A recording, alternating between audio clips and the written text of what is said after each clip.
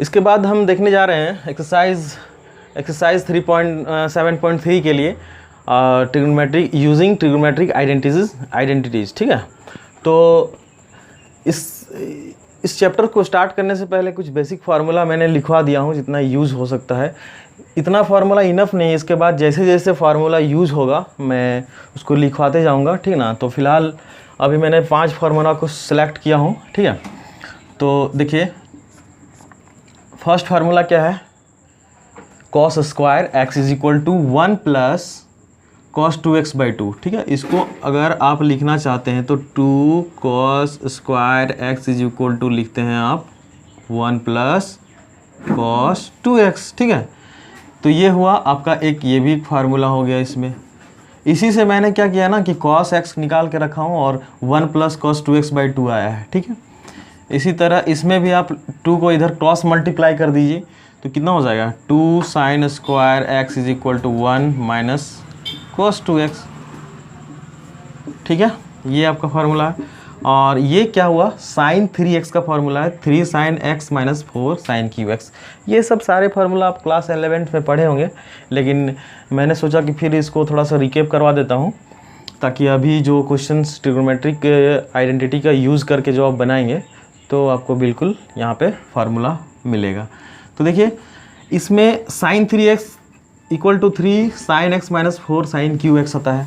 इसको याद रखने का तरीका है कि साइन 3x ना, एंगल में 3x दिख रहा है ना, तो 3 आप बाहर निकालिए, मतलब इसको, तो 3 साइन x हुआ माइनस 4 अपने से लगाइए और ये 3 जो है ना ऊपर कर दीजिए साइन 3x। ठीक है, तो आप साइन 3x इक्वल टू क्या याद रखेंगे, 3 sine x minus 4 sine QX। तो देखिए आप इसको एक फार्मूला यहाँ से और निकल सकता है क्या, कि 4 साइन QX को आप इधर ले आइए, तो यहाँ पे क्या हो जाएगा, 4 sine QX is equal to, इसको मैंने इधर ले आया है, 3 साइन x राइट हैंड में बचा हुआ है, तो 3 sine x minus sine 3x यहाँ पे होगा 3 sine x minus sine 3x। ठीक है, और यहाँ पे जो ये 4 दिख रहा है ना, इसको 4 को मैंने हटा के इसके नीचे लगा दिया। ठीक है, तो अब एक इसी फार्मूला से आप याद रख सकते हैं, मतलब जहाँ पे आपको यूज़ करना होगा साइन QX तो डायरेक्ट लिखेंगे 3 sine x minus sine 3x by 4। इसी को आप ऐसे भी लिख सकते हैं 3 by 4 sine x minus 1 by 4 sine 3x। ठीक है, तो दोनों एक ही बात है, मैंने यहाँ पे 3 बाई 4 और 1 बाई 4 को ऐसे डिवाइड कर दिया है। ठीक है, तो आप इतना ना करके डायरेक्ट साइन Q3x का फार्मूला अप्लाई कर सकते हैं। इधर रहा cos 3x का 4 cos 6Q minus 3 cos x, तो आप यहाँ पे भी cos Q का फार्मूला आप निकाल सकते हैं। कितना होगा, cos 3x plus 3 cos x, cos 3x plus 3 cos x by कितना हो जाएगा बताइए, 4। ठीक है, दोनों ही फार्मूला आपका यूज़ होने वाला है। इसके बाद देखिए 2 sine x into cos y, या फिर 2 sine a into cos b, ये फार्मूला दोनों एक ही होता है, sine a plus B plus sine a minus b. ठीक है, तो ये इतना फार्मूला है। इसके बाद मैं फार्मूला लिखाते जाऊंगा, फिर आप क्वेश्चन को सॉल्व करवाते जाऊंगा। इसके बेस्ट में हम एक्सरसाइज 7.3 का क्वेश्चंस बनाने जा रहे हैं। ठीक है, आप पॉज करके इस फार्मूला को लिखिए और अच्छी तरह से इसको रिमेंबर कर लीजिए। ठीक है, okay.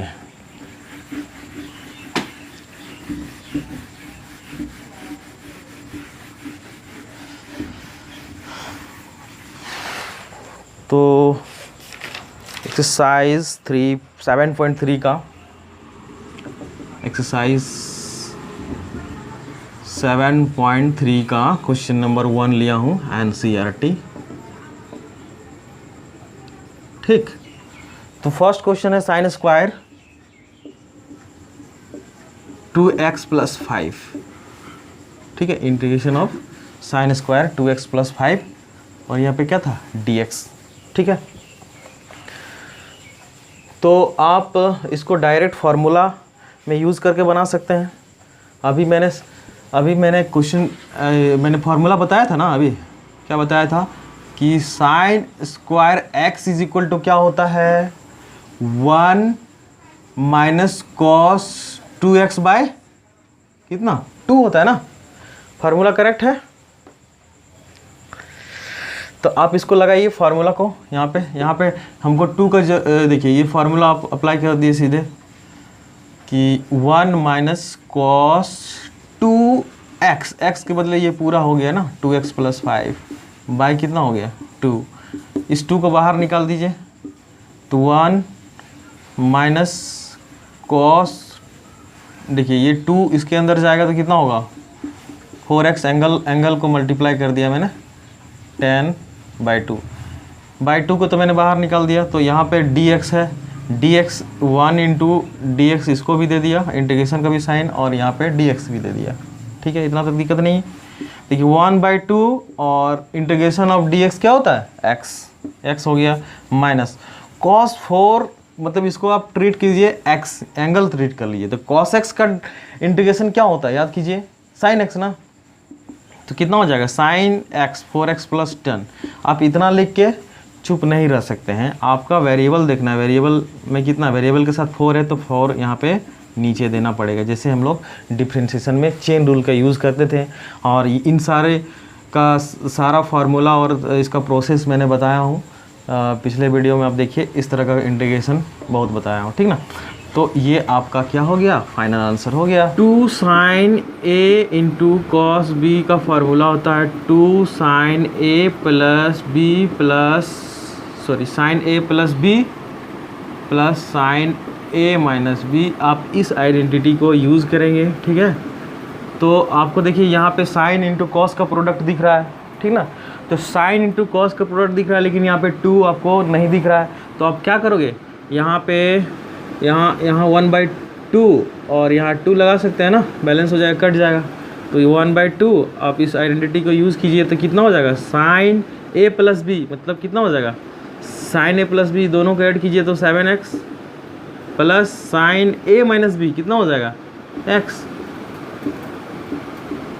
Sign a minus B मतलब कितना हो जाएगा minus x, sorry minus sine minus x। और आपको पता है कि साइन एंगल में माइनस होता है तो ये बाहर निकल जाता है माइनस, ठीक है। अब फिर इंटीग्रेशन आप इसको दोनों टर्म्स को आप इंटीग्रेट कर दीजिए। यहाँ पे देखिए ये प्लस माइनस था, यहाँ प्लस है तो ये क्या हो जाएगा, इस माइनस के कारण माइनस हो जाएगा और साइन एक्स डी एक्स हो जाएगा। क्लियर है। तो अब इसका इंटीग्रेशन आपको पता है 1/2 कितना हो जाएगा माइनस कॉस 7x/7 हो जाएगा, क्योंकि यहाँ पे देखिए वेरिएबल के साथ में कितना है x 7 है ना, तो आप इसको डेरिवेटिव करते थे तो इसको आप बाहर में लिखते थे। इसमें क्या करना है, इंटीग्रेशन में आपको डिनोमिनेटर में लिखना है जो वेरिएबल के साथ रहेगा, ठीक है। माइनस इसका क्या हो जाएगा cos x, तो ये माइनस यहाँ इस माइनस की वजह से यहाँ प्लस हो जाएगा और प्लस c हो जाएगा। इस 2 को आप क्या करो, इस 2 को आप अंदर कर दो तो कितना हो जाएगा -1/14 cos 7x और 1/2 into cos x plus c। ये आपका रहा आंसर, ठीक है। आई होप ये समझ में आया होगा आपको, ठीक। इसके बाद नेक्स्ट क्वेश्चन देखते हैं। इसका क्वेश्चन नंबर 3 देखते हैं, ठीक है।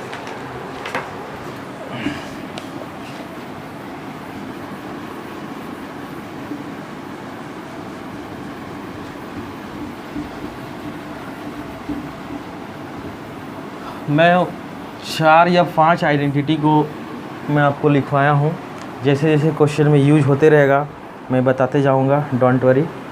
तो क्वेश्चन नंबर 3 देखते हैं। आपका क्वेश्चन नंबर 3 क्या बोल रहा है कि cos 2x into cos 4x cos 2x integration of cos 2x into cos 4x into cos 6x dx है, ठीक है। तो ये फार्मूला आपका, ये क्वेश्चन रहा। आपको ये फार्मूला मैंने बताया हो, अभी जस्ट बताया 2 cos a into cos b equal to होता है cos a plus b plus cos a minus b, ठीक है। ये आपका आइडेंटिटी यूज़ होगा, ठीक है ना। देखिए ये आइडेंटिटी आपका यूज़ होगा इसमें। तो देखिए कॉस के टर्म में है, आप किन्हीं दो को अब साथ में रख लीजिए या फिर इन दोनों को साथ में रख लीजिए, ठीक है। इसमें आप देखिए एक क्वेश्चन, अगर आपसे cos 2x की जगह पे cos 3x होता तो आप क्या cos 3x और cos 4x को साथ में नहीं रखते हैं, क्यों? क्योंकि एक इवेंट था, एक ऑड था। आपको क्या करना है, एंगल को सम करके 2 से डिवाइड देना है। तो यहाँ पे मान लीजिए 3 रहता और 4 रहता, तो 4 + 3 7 होता बाई 2, तो प्रॉब्लम होता, फिर पॉइंट में आता। इसलिए जो आपको 2 इवन इसका एंगल में दिखाई दे उसको आप 2 साथ में रखेंगे। तो यहाँ पे हमने यहाँ पे भी देखा कि ये भी इवन नंबर था, ये भी इवन नंबर था, ये भी इवन, तो ले लिया मैंने 2 को, ठीक है। ऑड रहता तो इसको हम बाहर निकाल के इस 2 को लेते हैं, ठीक है। तो देखिए फार्मूला की आप यूज़ कीजिए। यहाँ पे आपको 2 का ज़रूरत है तो यहाँ पे आप 2 लगा दीजिए, इसको मल्टीप्लाई एंड डिनोमिनेटर से डिवाइड कर दीजिए, ठीक है। अब इसको क्या कीजिए, आप फार्मूला में इतने को फार्मूला में ऐड कर दीजिए। तो cos a + b मतलब 4 और 2 कितना हो गया, 6x plus cos a - b मतलब कितना हो गया, देखिए 2x - 4x मतलब -2x होगा, और ये बाहर में cos 6x होगा। लेकिन cos के अंदर नेगेटिव क्या होता है, cos के अंदर नेगेटिव ये cos हो जाता है, cos थीटा। तो यहाँ पे आप क्या करेंगे, इसको cos 2 थीटा आप लिख लीजिए, मतलब cos 2 थीटा लिख लीजिए, 2x लिख लीजिए, ठीक है। ये आपका ये रहा इंटीग्रेशन। तो आप इसको क्या कीजिए,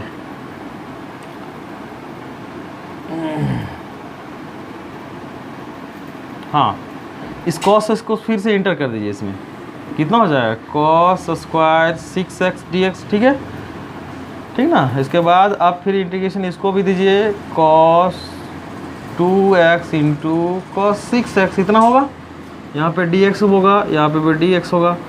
अब एक बात और ध्यान दीजिए कि cos स्क्वायर x का फार्मूला मैंने क्या बताया था, देखिए cos स्क्वायर x का मैंने आइडेंटिटी बताया था कि 1 + cos 2x/2, और sin स्क्वायर x रहा तो 1 - cos 2x/2। ये दोनों आइडेंटिटी मैं अभी कुछ देर पहले भी बताया था, ठीक है। अभी भी मैं बता रहा हूँ कि 1/2 ये क्या हो जाएगा, cos स्क्वायर का 1 + cos 2 थीटा यानी 2x। तो कितना 2x मतलब कितना हो जाएगा, यहाँ पे एंगल में आप ध्यान दीजिए कितना है एंगल में, देखिए 6x है ना, तो 6x को 2 से मल्टीप्लाई कीजिए, कितना होगा 12x/2 हो जाएगा,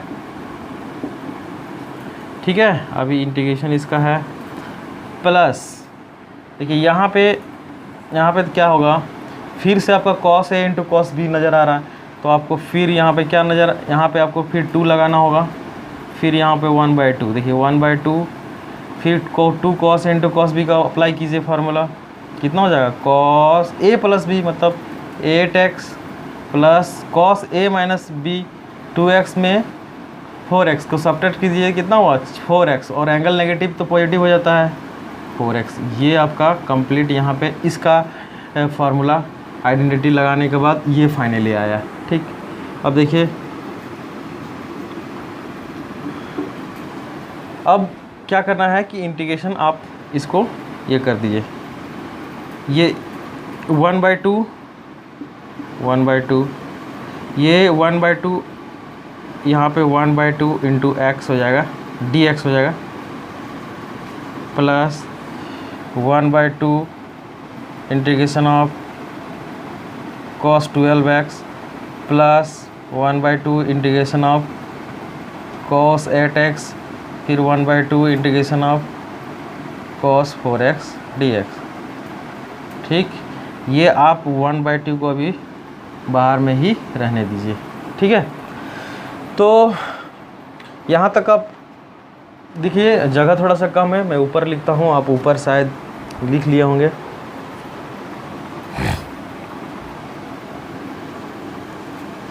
ओके,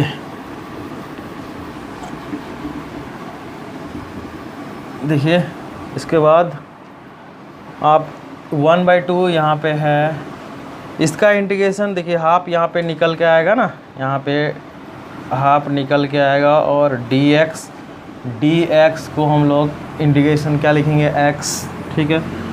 बीच में प्लस है, प्लस दिया हाफ, और cos x का इंटीग्रेशन क्या होगा, sin x, तो sin 12x/12 होगा, और यहाँ पे 1/2 है, तो कितना हो जाएगा 1/2 और 12 कितना हो जाएगा, 12 2 जा 24, यहाँ पे मैंने 24 लिखा, और प्लस बीच में प्लस 1/2 इंटू cos 8x का कितना हो जाएगा, sin 8x/8, तो ये 8 और ये 2 कितना हो जाएगा 16, तो यहाँ पे आप क्या लिखोगे sin 8x/16, फिर 1/2, फिर यहाँ पे क्या होगा cos 4x का क्या हो जाएगा sin 4x/4 होगा, ये 4 इससे मल्टीप्लाई होगा तो कितना हो जाएगा 1/8, मतलब sin 4x/8, ठीक है,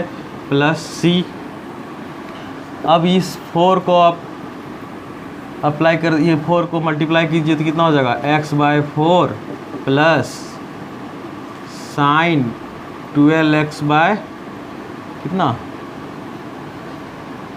12x, या फिर यहाँ पे से कॉमन ले लीजिए हाफ, देखिए हाफ कॉमन ले लेते, यहाँ पे 1/4 हो जाएगा, यहाँ बच जाएगा x, और sin 12x/हाफ कॉमन ले लीजिए तो 12 प्लस sin 8x/हाफ, यहाँ से हाफ, ये हाफ कॉमन ले रहे हैं ना, तो यहाँ पे 8 हो जाएगा, और sin 4x/4 हो जाएगा प्लस c, ठीक है। देखिए आंसर में क्या दिया है पता नहीं, अगर ये इंटर किया है तो आप इंटर करके फिर लिख दीजिए, और कॉमन निकाला है तो कॉमन निकाल के लिख दीजिए, आपका फाइनल आंसर यहीं पे होगा, ठीक है। आई होप क्लियर हुआ होगा। इसके बाद नेक्स्ट में इसका नेक्स्ट क्वेश्चन देखते हैं।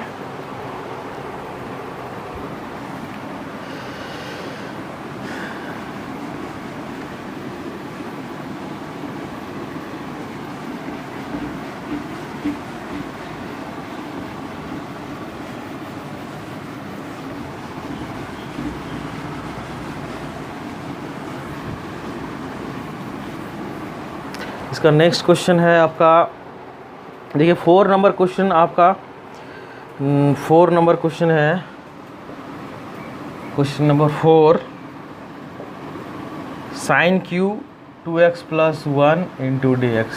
तो आप इसको sin square x into sine x में लिख सकते हैं, ठीक है, और नहीं तो फिर आप sin स्क्वायर को sin q का फार्मूला आप अप्लाई कर सकते हैं डायरेक्ट, ठीक ना, sin q का फार्मूला अप्लाई कर सकते हैं, क्योंकि sin 3x = 3 sin x - 4 cos qx होता है, तो यहाँ से आप निकाल लीजिए sin qx ना, 3 sin x - 4 sin qx, 4 sin qx minus, तो sin qx निकाल लीजिए यहाँ पे, तो आपका बन जाएगा क्या, sin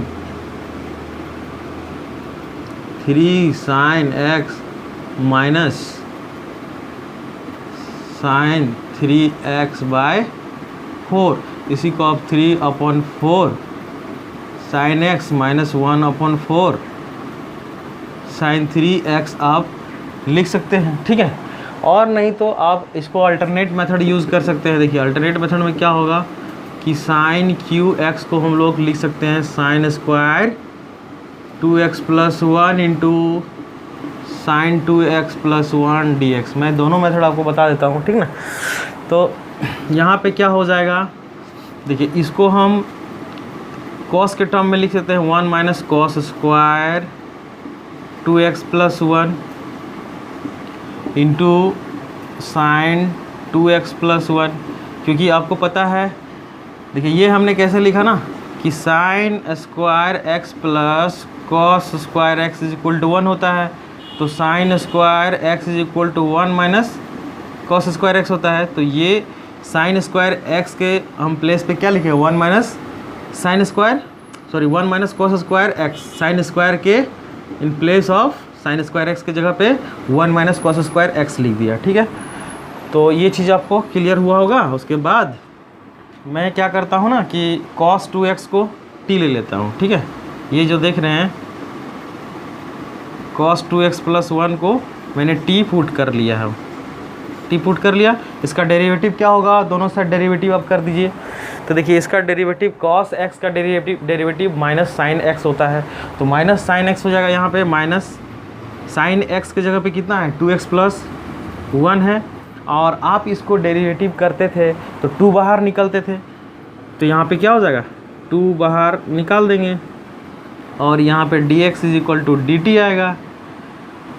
ठीक है, इसके बाद आपको करना क्या है कि देखिए इतने के बदले यहाँ इतने के बदले आप क्या लिख रहेंगे, इतने के बदले क्या लिखेंगे बताइए। साइन 2x + 1 dx के बदले आप dt/-2 लिखोगे ना, तो ये -dt/2 हो गया। इसको मैंने क्या लिया था, t ले लिया हूँ, इसको क्या लिया साइन t लिया हूँ ना, तो 1 माइनस कितना हो जाएगा t²।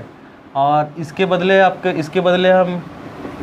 क्या हो जाएगा dt/-2, तो -2 आप बाहर निकाल दीजिए, 1 - t² हो जाएगा और dt। फिर इंटीग्रेशन सभी को दे दीजिए ना, dt और -t² dt, तो फिर कितना हो जाएगा -t/2 और -t³/3 + c।